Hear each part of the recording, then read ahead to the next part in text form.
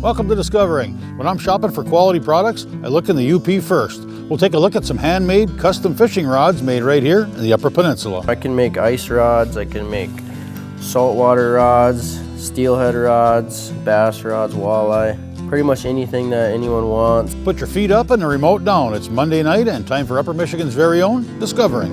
The secret streams that flow beneath the cliffs of colored stone. Forests thick and healthy with birch and pine and oak. Surrounded by the greatest lakes this world has ever known. The black bear's awesome presence as he roams the hills and fields. Call of the timber wolf, the loon's lonesome trill. The eagle soaring high above, the trout lies deep and still. These are what I treasure, the only way I measure feelings that I have for this fine land. There is so much to discover when you're a long-time lover of northern Michigan.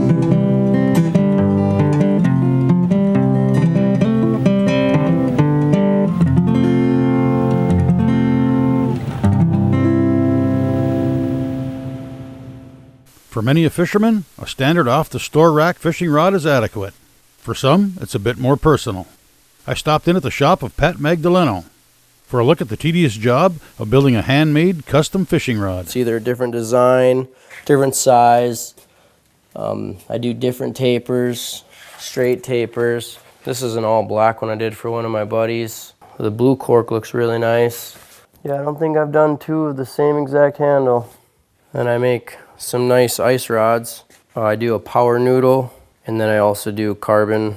This rod's designed for panfish, bluegill, perch, crappie. It's got a really soft tip. It's almost like a spring bobber tip, but it's got a backbone to handle a big fish if you do get one. And then I put recoil guides on it. If you do bend it, it'll just snap back into place. And they're a lot lighter, and they don't ice up as bad either. I have these in green, white, and black. Then I also make carbon rods, light, medium light, and medium action for the walleye and the bigger jigs. This will be the lightest ice rod you ever touch. All right, I'm gonna glue up this cork handle for a steelhead float rod. Get my epoxy mixed up. This is a 2-part U40, it's good stuff. Yeah, you get about 40 minutes of working time with this. You can buy the 5-minute, but try not to rush any of this stuff. It's a lot more work to do custom handles, but I really like the way they come out. This is an 11-inch handle for a steelhead float rod. Yeah, this is a little green wave mix.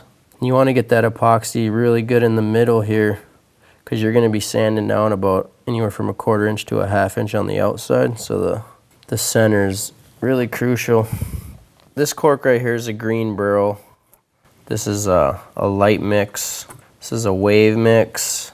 I kind of just mix them all up together and just make them look cool. And then some customers, they want a specific handle and do pretty much whatever they want. But I'm making some bulk rods for stock right now. And I like the cork. I like the way it looks. It doesn't get cold. A lot of steelhead fishermen are winter fishermen, and the cork just doesn't really get cold. Some people like carbon fiber. I'm not a huge fan of carbon fiber. It just gets a little bit messy, and I put a sealer on my cork after I laid it down, and it doesn't really get too stained or dirty, and the cork just looks better to me. I also do wood handles, but everyone wants the cork so far. I've had a couple wood handles, but it's mainly been cork. A lot more work, but I like to be able to notice my rods when I'm on the river. Like the other day I went down there and I think I seen 5 or 6 of my rods on the river, so it was pretty cool. I could see them from a mile away because you don't see too many rods with cork like this on the river. You know, I can make ice rods, I can make saltwater rods, steelhead rods, bass rods, walleye, pretty much anything that anyone wants, but this time of year the steelhead rods are really a big seller. And then now that ice fishing is coming up, I've been selling a lot of those too.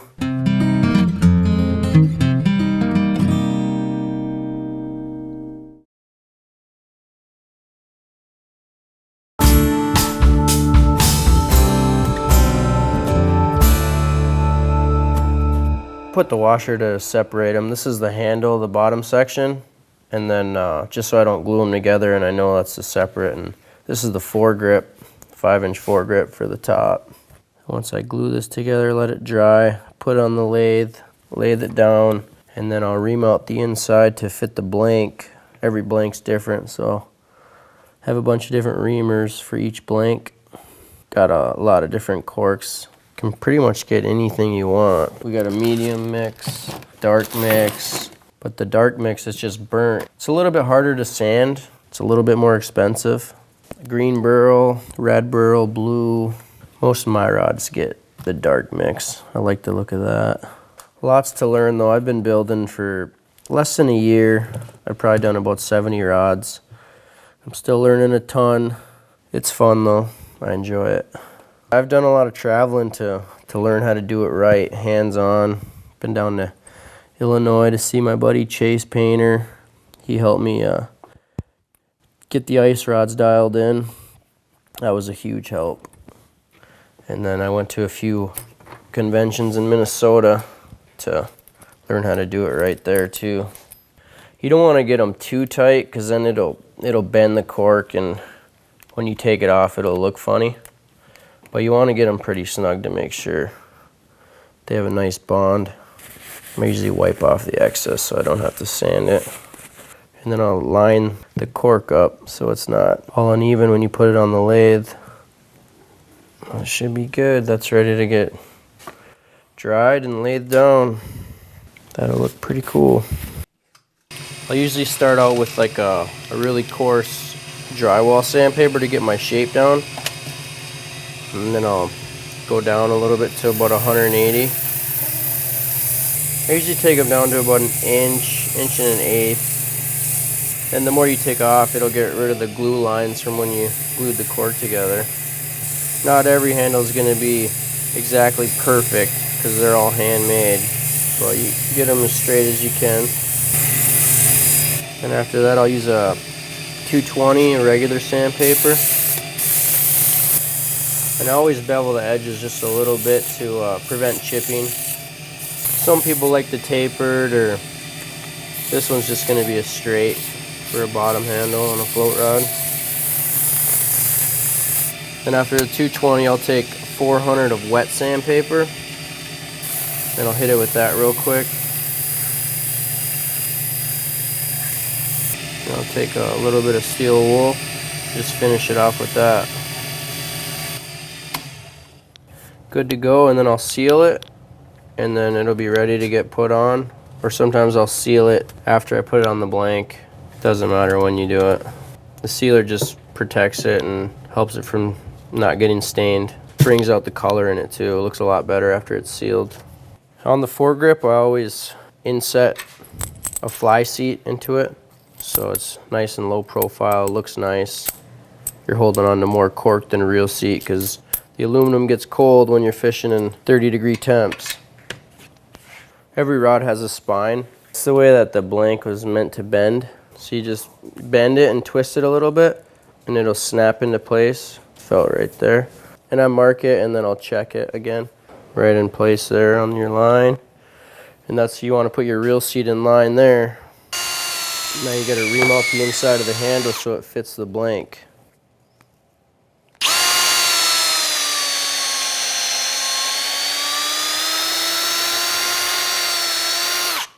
And this is a reverse spade bit. It's a pull through. So you slide it in your cork, and instead of pushing it through, you pull it.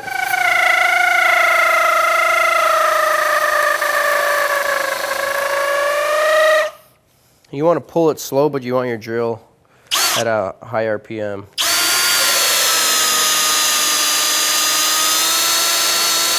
You go about halfway, and then you pull it through the other side.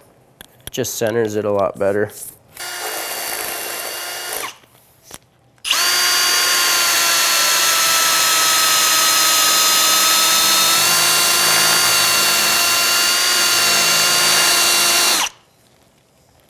You do the same thing to this foregrip.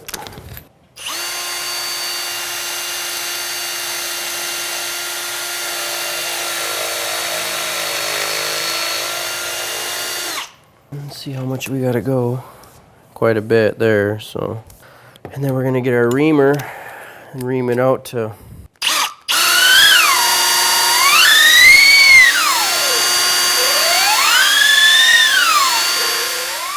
see, it's tight up here, not so much down here. So I'll take my reamer and just hit the top side of it a little bit.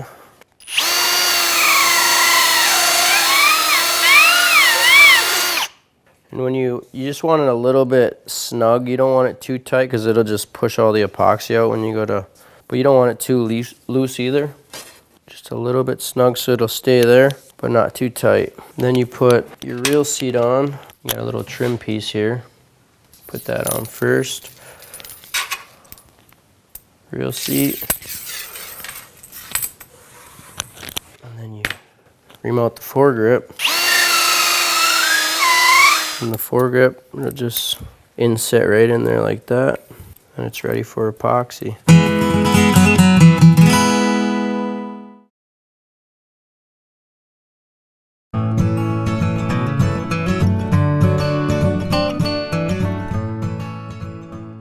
And I got a titanium chrome butt cap to match the reel seat. And you have to build up the end of this so that this fits nice and tight. You just do that with tape. You want to put the tape on there nice and tight. This is a pretty heavy duty blank, so it shouldn't take too much tape. This is an Elite stick right here. Has a really nice cross pattern in it. I really like the look of them. They look really nice when you put epoxy on them. I get Lamiglass blanks, and then I deal a lot with Rain Shadow and Batson Enterprises. I've done a few St. Croix too. They're all really nice blanks, but for my 13-foot float rods, my longer ones, I typically use Elite sticks. This blank right here. This is a high modulus graphite here. Good for steelhead, really sensitive. Fiberglass rods, typically used for durability, but almost all my steelhead rods are made out of high modulus graphite. So we got the butt cap built up. You don't want it real tight, just so it fits on really nice, and then it'll butt up to the handle really nice. And then once you put it in the clamp, then you can mess and just make sure that's perfect before it dries. And then this handle is ready to get glued up. I like to mark out my handles so I know how much glue on each section I'm gluing. Okay, now we just got to mix some epoxy and put this handle together, and we'll be ready to wrap it. Napkins and clean hands are your best friend in rod building. And when you wrap your threads, if you have oil on your fingers, and when you go to epoxy it, it'll cause a lot of bubbles. A lot more than people think going to rod building. I think the custom rods are, a lot goes into them. I enjoy doing it. Been doing it almost a year now.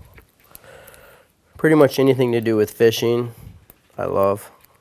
Yeah, I started rod building about a year ago with a friend just to do it for fun and just build my own fishing poles, and I had a few of my buddies ask me to make them some poles. And then after I made a few, and then I started to get more and more people asking me to do it, and then after I did like 15 or 20, I was like, might as well start a little business or something because everyone's asking me to build them rods. So I did, and just in the last 6-8 months, I've probably built 70 to 80 rods. I have about 40 on the order sheet, and I've sold rods from California to New York, New Jersey, all over the Midwest. And I also run a charter out of Marquette called Hooked Up Charters. Yeah, I'm going to try to have my boat equipped with all custom rods next year. I'm just trying to keep up with the orders right now. But I've been fishing the Great Lakes for about 8 years now. I've had a captain's license for 3. Ever since I was a little kid, I've loved to fish. Anything to do with fishing, I love.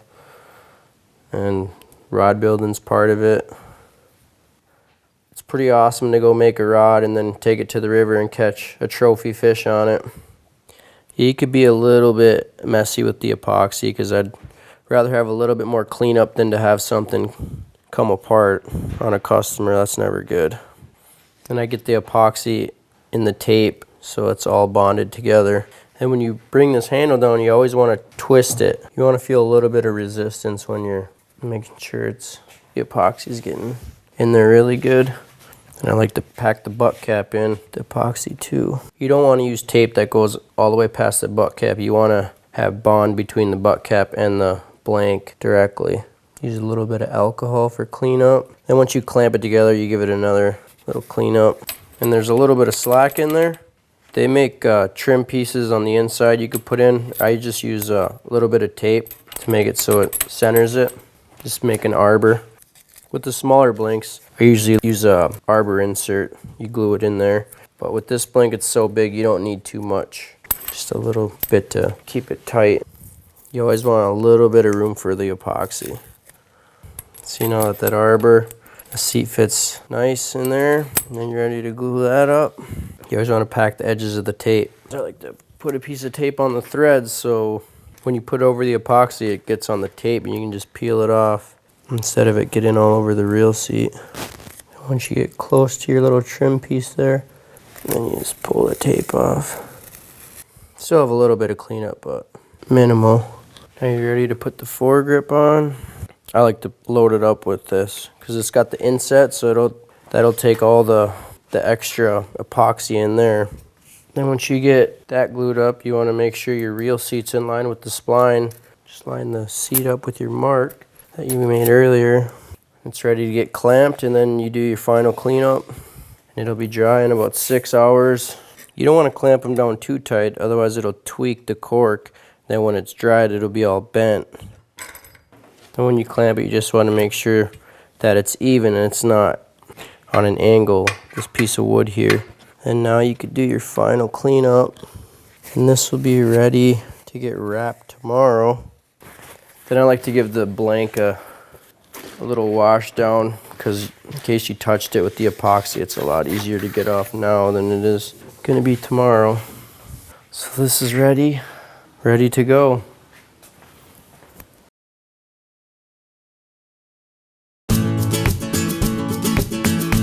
This rod right here is for one of my friends I met on the river. This is like his 4th rod that I've made him now, and his nickname's Killer, and put his name on there for him, and he wanted black butt cap, matching reel seat, black and silver wraps.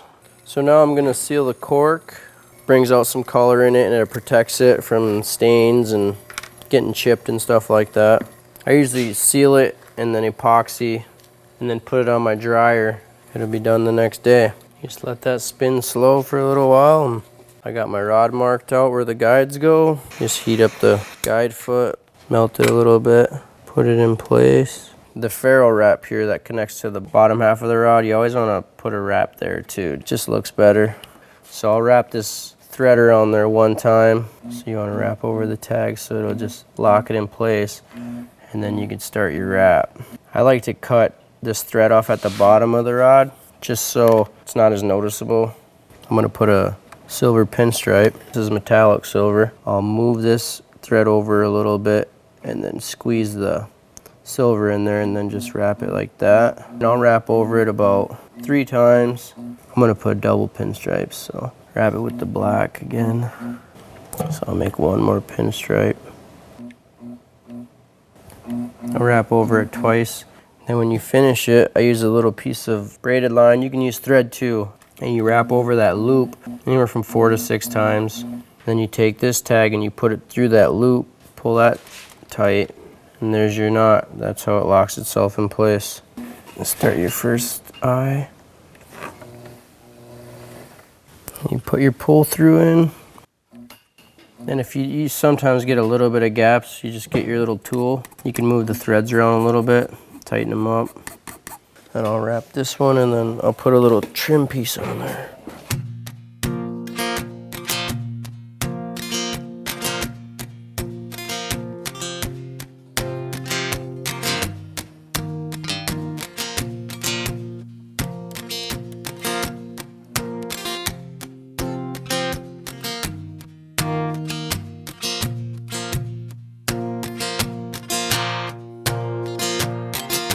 This is ready for epoxy now. This is a flex coat to finish epoxy for the threads. You have to be really accurate with your measuring, otherwise it won't bond right. So I use little syringes. I like to mix 3 milliliters each. Mix is good for me. And you have to mix this for probably 3 to 4 minutes. You don't want to whip it real fast, you'll just mix bubbles into it. Just want to mix it nice and slow. If you get some bubbles in there, you can just torch them out. Usually do it after. I'll put it on a little piece of tin foil. Once it gets nice and clear is when it's ready. I like to put my epoxy on at a little bit higher RPM than a dryer. For my first coat, I just put a really light coat on. Just want to make sure the ends are nice, even lines. You don't want to put too much pressure. Kind of just move the epoxy around. And where the foot meets the thread, there's like a little pocket there. You want to make sure you fill it with epoxy so nothing gets in there. You can do that to the eyes too. So when you get good at it, then they go pretty quick. You just have to be set up. You have to have a little system. When I first started, it took me days to complete a rod. Now I can do a few in a day. You could order one or you could call me. I have a Facebook page. Either one of those 3 ways is probably the best. You can go on the website and look and see what you would want, just to see the different kinds of cork I offer and the colors and stuff like that. There's a little bit of a waiting list right now. I've actually gotten a lot of rods for Christmas presents in the last couple weeks, so it'll be a busy next month for me. That silver metallic really pops once you get epoxy on it. Then I'll usually put 2 coats of epoxy on each rod. It just looks nicer. And it's ready for the dry rack.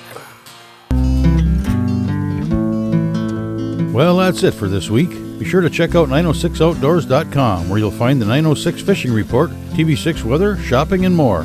Thanks for watching, and I hope to see you next week right here on Upper Michigan's very own Discovering.